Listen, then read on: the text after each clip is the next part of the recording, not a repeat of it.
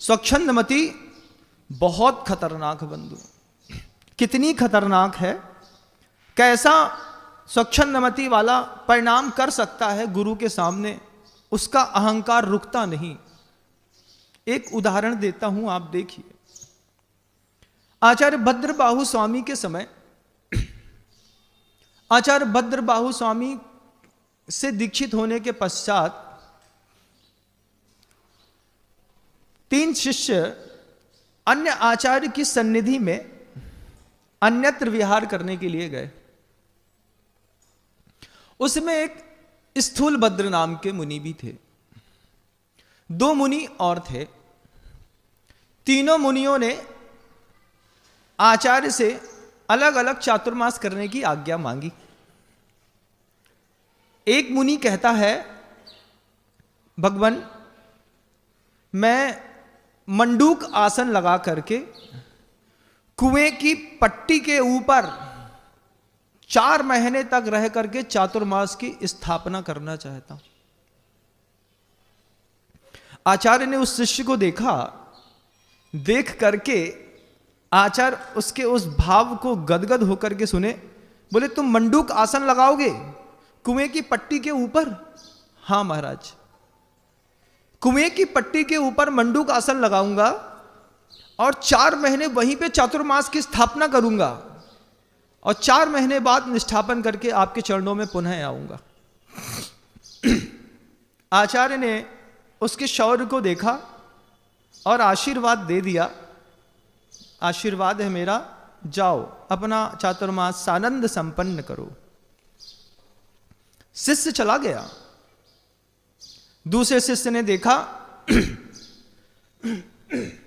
पहले शिष्य को आज्ञा मिल गई है, अब मैं भी गुरुदेव से जाकर के अपनी उस चर्या का पालन करने के लिए निवेदन करूं। दूसरे शिष्य ने गुरुदेव से कहा, गुरुवर बियाबान जंगल में बहुत खूंखार सिंह की एक गुफा है, उस गुफा के अंदर मैं चातुर्मास करने के लिए आपसे आज्ञा चाहता हूं। आचार्य उसके शौर्य से परिचित थे,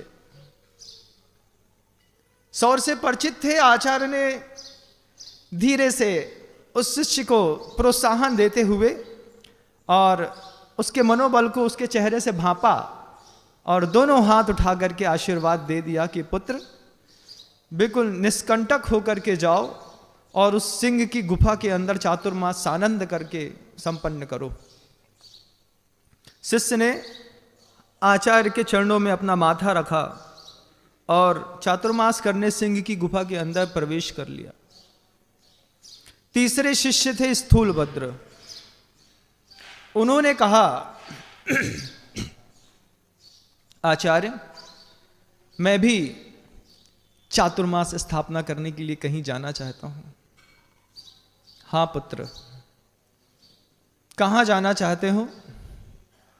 आचार्य आपकी आज्ञा हो तो नगर में वो जो वैश्या रहती है, उस वैश्या के घर के अंदर चातुर्मास करना है मुझे। आचार्य बिल्कुल बात को सुन करके और अचंभित हो गए, लेकिन तीनों शिष्य आचार्य के हाथ के नीचे पले हैं। आचार्य सबकी शक्तियों को धीरे धीरे करके जानने लगते हैं। बंधु, कितना भी गुरु जी के आसपास रहो, लेकिन कभी कोई शिष्य ये ना समझे कि हम उनके खास हैं।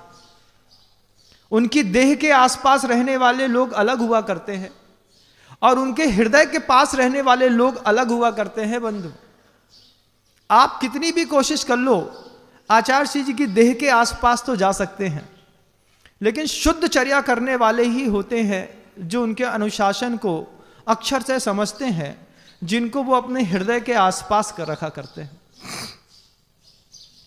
उन आचार्य ने स्थूलभद्र से कहा कि पुत्र एक बार फिर से कहना कहां जाना चाहते हो।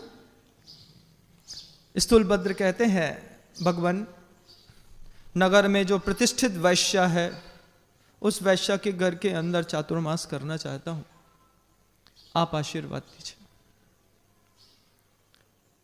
आचार्य ने सोचा और स्थूलभद्र को आशीर्वाद दे दिया कि जाओ चातुर्मास करके वापस आओ। तीनों अपने अपने स्थान पर जाकर के चातुर्मास अपनी अपनी साधना और अपने अपने शक्ति को देख करके करने लगे। तीनों का चातुर्मास निर्विघ्न सानंद संपन्न हुआ।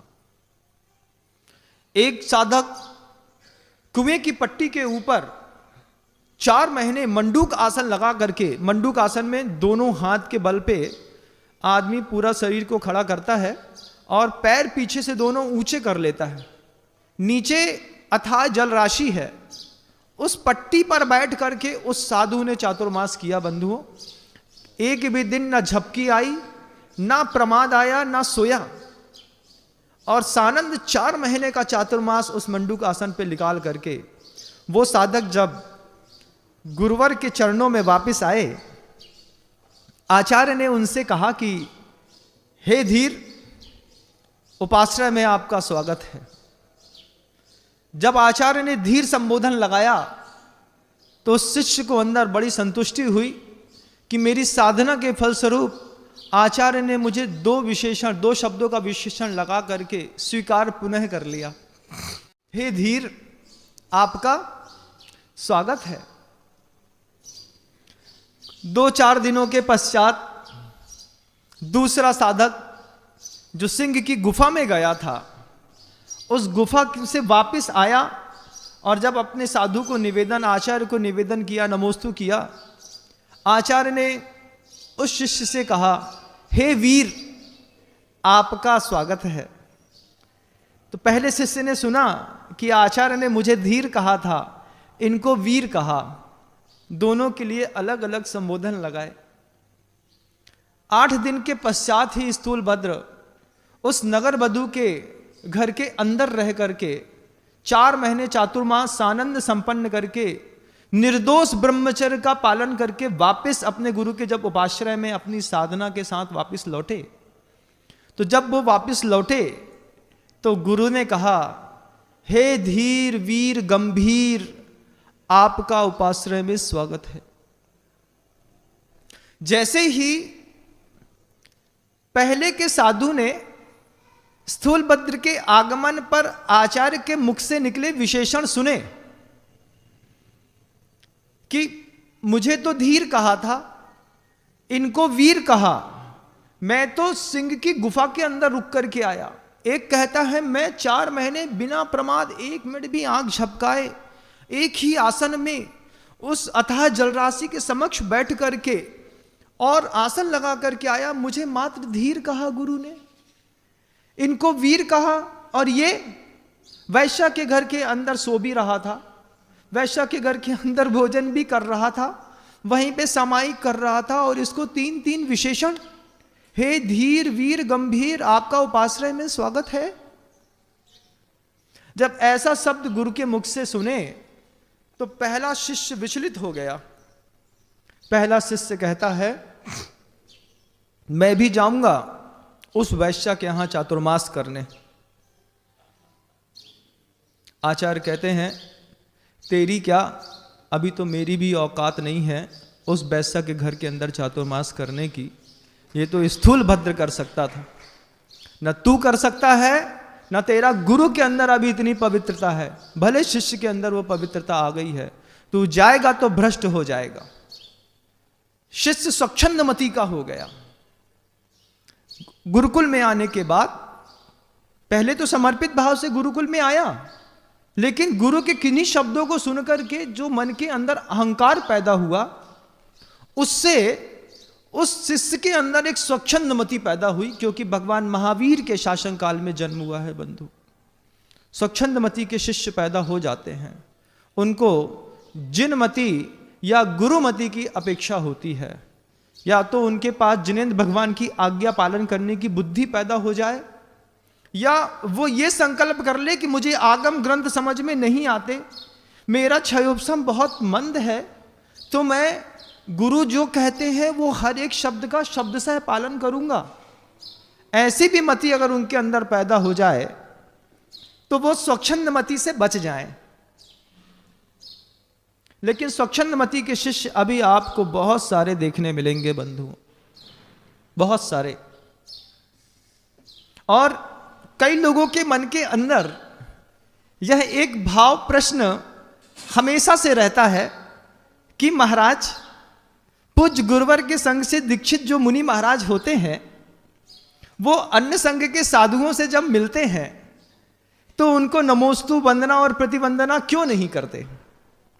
क्यों उनसे अच्छे से मिलने के लिए नहीं जाते? समाज में अच्छा प्रभाव पड़ता है, एक दिगंबर साधु को दूसरे दिगंबर साधु से मिलने में क्या आपत्ति है? ऐसा प्रश्न जनमानस में कई बार कौंधता है बंधु, कई बार करता है कि दूसरे संघ के साधु आते हैं और आचार्य विद्यासागर जी महाराज के संघ के मुनि महाराज उनसे मिलने नहीं जाते, उनका सम्मान नहीं करते, उनको बैठाते नहीं। हम ये कहना चाहते हैं बंधुओं, दूसरे संघ के साधु तो बहुत दूर की बात है, अपने ही संघ के साधुओं में जो गुरु की आज्ञा में नहीं रहते, ये पीछे तो उनके लिए भी कभी नहीं उठा करती है। हमारे ही संघ का साधु हो और गुरु से दीक्षित हो लेकिन गुरु की आज्ञा में ना हो, स्वच्छंदमती का हो गया हो, उसके भी आदर और समादर करने की आज्ञा निषेध कर दी गई है जिनागम में बंधुओं। फिर बाहर के साधु तो बहुत बाहर के हो जाते हैं बंधुओं, और उनमें भी जिनके बारे में जानकारियां पहले से रहती हैं। दुनिया का हर साधु के बारे में सब जानता है। आप सिर्फ बाहर से देखते हैं तो आपको धर्म दिखाई देता है, साधु अंदर से देखता है धर्मी को। और जब धर्मी में गुरु की आज्ञा दिखाई नहीं देती, धर्मी में जब किसी बात में जिन शासन की आज्ञा से विपरीत कोई कार्यशैली दिखाई देती है, तो गुरुवर के संग के दीक्षित साधु कभी उनका विरोध नहीं करते बंधुओं, चुपचाप किनारे खड़े हो जाते हैं। कभी भी आप देखिएगा, मिलने की बात आती है तो हमेशा साधु कहता है, महाराज आ रहे हैं, तो महाराज कहते हैं आपका कर्तव्य है, समाज में साधु आ रहे हैं तो ढोल ढमाके से लेकर के आओ, उनके रुकने की अच्छी व्यवस्था करो, उनके भोजन की व्यवस्था करो, उनकी सेवा करो, उनकी प्रभावना करो। कभी नहीं कहा कि ढोल ढमाका से लेने मत जाओ, कि ऐसा नहीं करो। क्यों? हाँ, तो महाराज आप भी चलेंगे। आप धर्म देखते हैं और साधु के अंदर धर्मी को देखता है। जहां दिखाई देता है बंधुओं, वहां तो माथा जमीन में रख करके उनको नमोस्तु करने में हम लोगों को कभी आपत्ति नहीं रहती। लेकिन जहां ऐसा लगता है कि धर्म अलग है और धर्मी की चर्या अलग है, तो वहां पर अनुशासन जो गुरुदेव ने सिखाया है और जो काल स्थिति से हमको समझ में आया है, उसका हम निरंतर पालन करते हैं। लेकिन साधु कभी समाज को बरगलाता नहीं है बंधुओं कि आपको नहीं करना चाहिए, तुम्हारा तो कर्तव्य है। कोई भी साधु किसी भी संघ का आए, उदक चंदन तंदुल पुष्प कई करो, उसको अच्छे से प्रभावना करो, उसको नमोस्तु करो, उसके लिए चौका लगाओ, उस आहार विहार निहार की व्यवस्था करो। लेकिन व्यक्तिगत जीवन में मत घुसो साधु के बीच में। जैसे तुम लोग के घर के अंदर हम नहीं घुसते हैं क्या? नहीं घुसते। तुम्हारे घर की व्यवस्था तुम जानो, ऐसे हमारे घर की व्यवस्था हम जानते हैं। ठीक ऐसे ही वो स्वच्छंदमती का शिष्य, जिसके गुरुकुल में आने के बाद मति स्वच्छंदता को प्राप्त हुई, वो आचार्य से कहता है, मैं उस वैश्य के घर में जाकर के चातुर्मास करूंगा। क्यों? अंदर से स्वच्छंदता पैदा हो गई है। आचार्य ने आज्ञा नहीं दी। आचार्य ने कहा नहीं, वहां तुम जाओगे तो भ्रष्ट हो जाओगे। ऐसे कैसे भ्रष्ट हो जाऊंगा जब ये स्थूलभद्र होकर के आ गया? मैं तो सिंह की गुफा में रह करके आया, मैं जाऊंगा। आचार्य जानते थे कि ये गुरु की आज्ञा से ऊपर हो गया है और भगवान महावीर के शासन काल की स्वच्छंदमती इसके दिमाग पर धीरे धीरे हावी होने लगी है। जड़ भी है और वक्र भी है, गुरु की बात नहीं सुन रहा। तो क्या करें? आखिर शिष्य नहीं माना और वैश्य के घर के अंदर जाकर के चातुर्मास की स्थापना कर ली। धीरे धीरे वैश्य के हाव भाव देख करके उस साधु का मन विचलित होने लगा। जब वैश्या नृत्य करती जब वैश्या के पैर से घुंघरू की आवाज आती, जब लोगों का आना जाना लगता, जब उसको मदिरा पान की महक आती, तो धीरे धीरे करके वो व्रत कहां चले गए पता नहीं चला। और एक दिन साधु ने उसी वैश्या से, जिस वैश्या के सामने स्थूलभद्र चातुर्मास करके आए थे, उसी वैश्या से अपने स्नेह का निवेदन कर दिया। साधु ने कह दिया, मैं तुमसे स्नेह करता हूं और तुम्हारे साथ रहना चाहता हूं। बड़ी आपत्ति में फंस गई वो वैश्या। अभी अभी भगवान स्थूलभद्र यहां से चातुर्मास करके गए हैं। क्या उनका ब्रह्मचर्य, क्या उनकी शक्ति, क्या उनकी तपस्या, क्या उनका तेज, क्या उनके ऊपर गुरु का आशीर्वाद, मजाल है कि 4 महीने के आवागमन में कभी उनने आंख उठा के देखा हो। मजाल है, क्योंकि आचार्य ने बहुत अच्छी बात कही। गुरुदेव कहते हैं जो सुशील लोग होते हैं वो सील से बोलते हैं, जुबान से नहीं बोलते।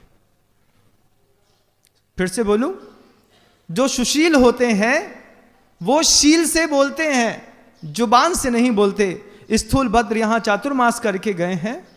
मजाल है कि उनके मन के अंदर कभी भी इस तरह की विकार वेदना पैदा हुई हो, और स्थूलभद्र के चातुर्मास से उस वैश्या का अंतर्मन इतना निर्मल हुआ, वो वैश्या उस साधु के स्थितिकरण में लग गई।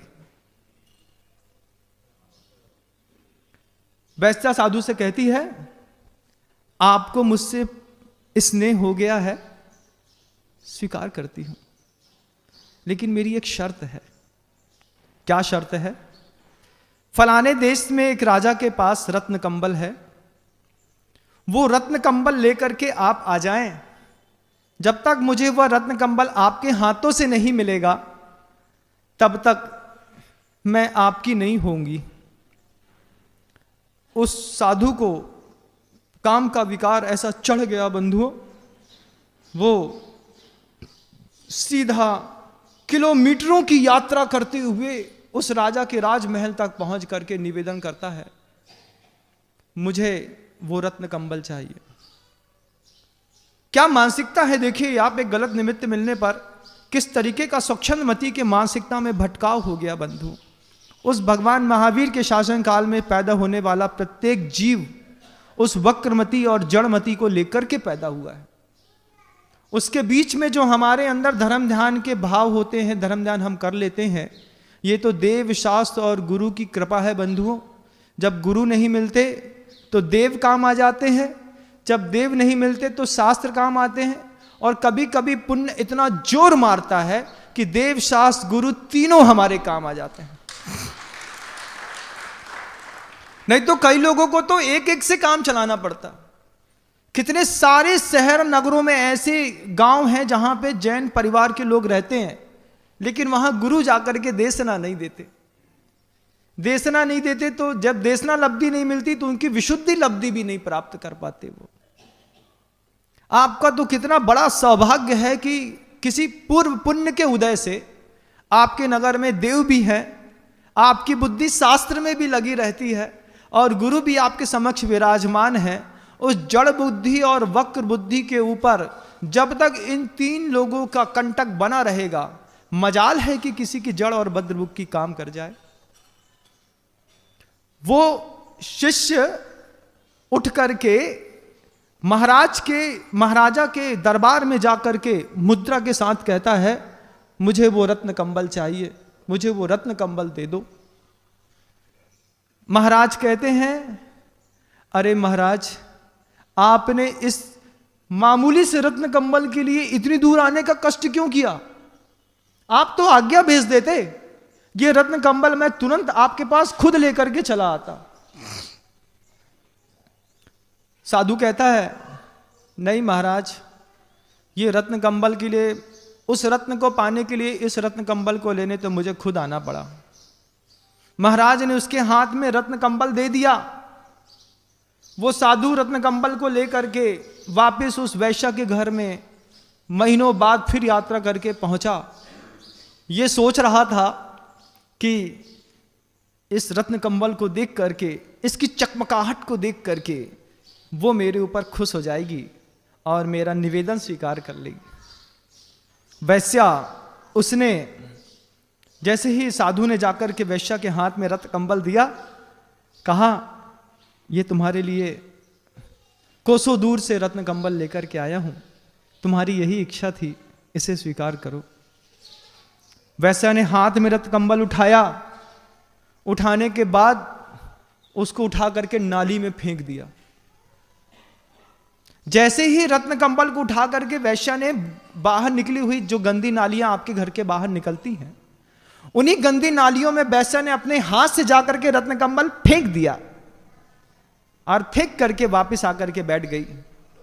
साधु कहता है, तुमने इतना कीमती रत्न कंबल और फेंक दिया नाली में? वैश्या एक शब्द कहती है, मैंने सिर्फ रत्न कंबल फेंका है तो तुम्हें तकलीफ हो रही है, तुमने रत्नत्रय फेंक दिया, तुम्हें तकलीफ नहीं होती? सोचिए आप, क्या वैश्या का स्थितिकरण है।